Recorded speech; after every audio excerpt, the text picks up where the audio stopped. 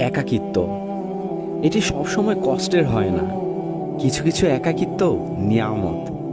রবের জন্য যে একাকিত্ব কখনো কষ্টের হয় না। হৃদয়টা ভেঙে আর চুরমার। কোথাও কোনো আশার আলো নেই। চারদিকে ঘুটঘুটে অন্ধকার। কোথাও কেউই নেই। জায়নামাজে বসে অশ্রু ঝরাচ্ছি। সে অশ্রু এসে সান্ত্বনা দিচ্ছে, হে ব্যথিত হৃদয়, কষ্ট পেও না। তোমার রব সব দেখছেন।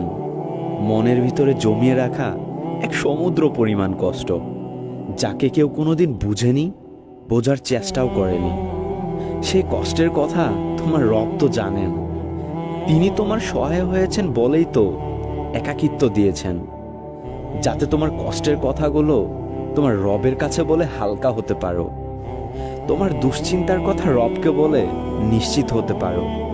হে ব্যথিত হৃদয়,